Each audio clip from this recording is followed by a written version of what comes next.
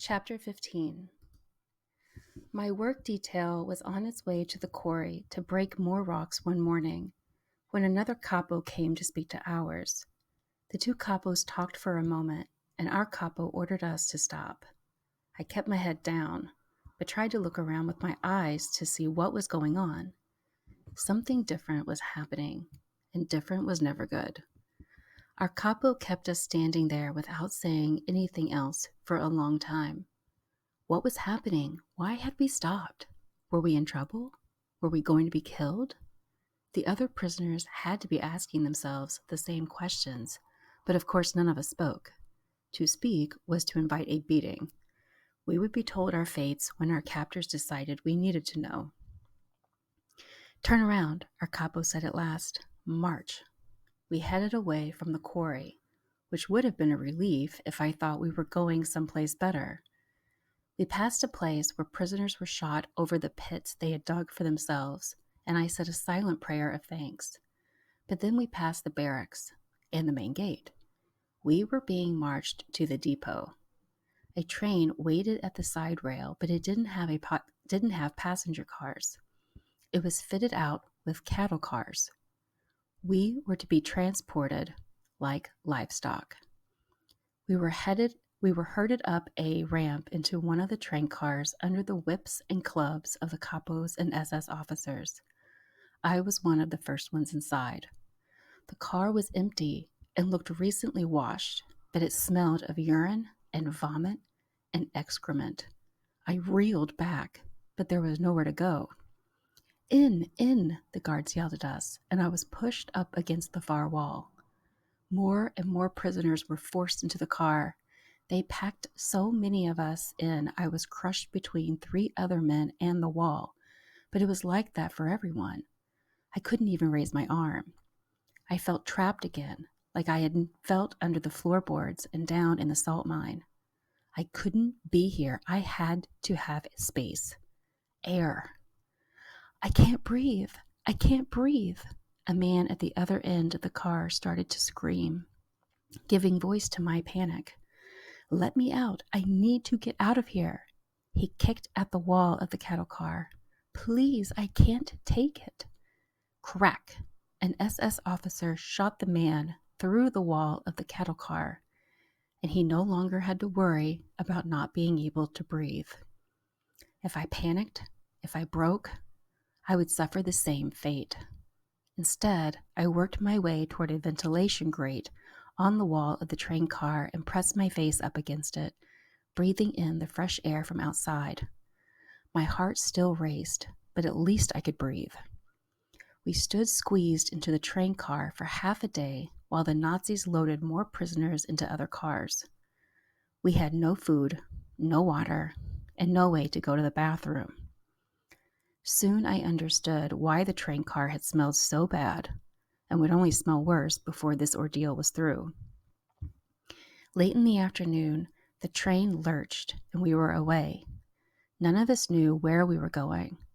I hoped it would be better than Trisbenia, but by now I knew not to dream. False hope only made things worse.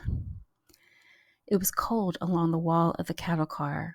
Wind whipped through the spaces in between the car's wooden slats, making me shiver, but at least I had air. The prisoners in the middle complained of it being too hot and too close, and of not being able to breathe. So I shivered while I sucked the freezing air into my lungs, and I didn't complain. As the train made its way to wherever we were going, I watched the landscape slide by. Platzau, Wielisca, Trisbenia, they had all been right around Krakow, my home. Now I was truly leaving home and seeing the outside world for the first time. I had never imagined it would be under these circumstances. I saw snow-covered fields, farmhouses with electric lights burning in the windows, forests, a river, a busy road with cars and trucks. After all my time in the work camps, it was strange to see people in the real world eating dinner and going to school and watching movies. But that was the world for non-Jews. My world was concentration camps and salt mines, starvation and cattle cars. The train slowed and the other prisoners began to stir. Were we at our final destination? Did anyone recognize where we were? I watched through the grate as a little train station slid into view, but I couldn't make out the name on the station sign. I could see people, though, regular people. Polish men carrying briefcases, Polish women pushing strollers. A child in a blue coat pointed at our train, and her mother turned her away. 2 boys waited with their parents beside a stack of luggage. They were going on a trip, maybe a vacation. "They're going to turn you into soap Jews," one of the boys yelled. He couldn't have been much older than 5 or 6. "No," his older brother said. "They're taking you to the gas chambers." The boys scooped up snow from the platform and threw snowballs at the train. One of them exploded on the grate near me, and I was showered with slush and ice. I was angry until I realized the snow was water and that I was dying of thirst. I licked what I could off my face and my shirt. The train lurched and we were off again, the boys taunting us and throwing more snowballs at us as we left. "And you wanted to escape," a man near me whispered to another man. "You wanted to run off into the woods and fight. But do you see? Do you see what the rest of them think about us?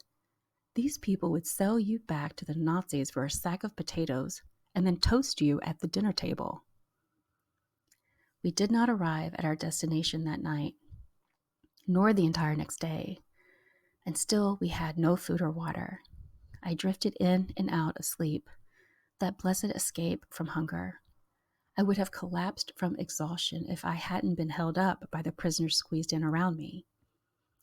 One morning or night, I couldn't tell which it was, I woke up to find the man next to me leaning heavily on my shoulder. I shook him to wake him up, but he wouldn't open his eyes. Something about the way he stood there, something about the way he moved, stiff and awkward, made my skin prickle. His flesh was gray, like a Musulman's, his lips cracked and frozen at the corners. Then I realized he wasn't breathing. The man leaning on me was dead. I squirmed and twisted, trying to push him away, but there was nowhere for either of us to go. The men near me roused from their sleep to grumble at me to be still, and I gave up. The dead man would be my companion until we got to wherever it was we were going. I worried I wouldn't be able to sleep again, knowing there was a corpse leaning on me. But soon the cold took me, and I re-entered the half-awake world of the barely alive. I woke again to an orange horizon. A sunrise? A sunset? My throat was cold and dry, my tongue like burlap.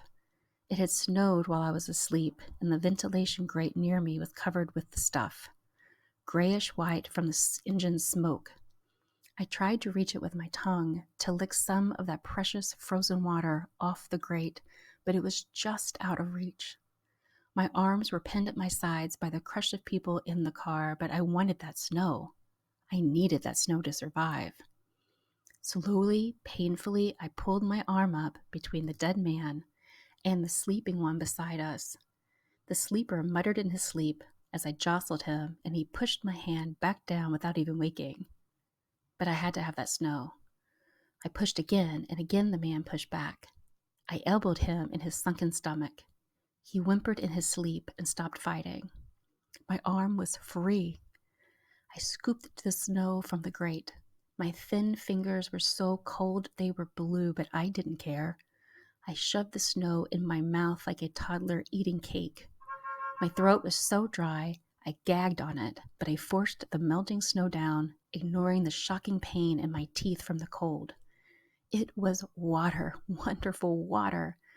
Not even a pastry at the corner bakery on Lawaska Street had ever tasted so good. With a pang, I remembered going there on Thursdays with my father, eating a treat and watching the pigeons in the park while my father read his newspaper. I pushed the memory away and reached for more gray snow. The orange horizon turned out to be a sunrise, which turned into a bright blue winter morning. Our train slowed again, this time not for a station. We were shunted to a side track while another train of cattle cars passed us, going in the opposite direction. The other train slowed, then stopped alongside. You there, someone called from across the way. You there, in the other train. I squinted through the slats in the wall. There were people in the other train, packed in like us. We were all Jews being shipped around occupied Poland like coal or meat. What? A man a meter or two away from me asked. What does our train say? Where are we going? The man in the other train asked. I hadn't thought the trains would have our destination on them, but most trains did, I remembered. There were plates at the top that could be switched out for different destinations. I peered through the slats at the other car, trying to see. Treblinka, I called, seeing the placard at last. It says you're going to Treblinka. I didn't know the place. Where are we going? Birkenau, the man in the other train called. I had never heard of Birkenau either, but the word spread through the train in scared whispers. Birkenau, Birkenau, Birkenau.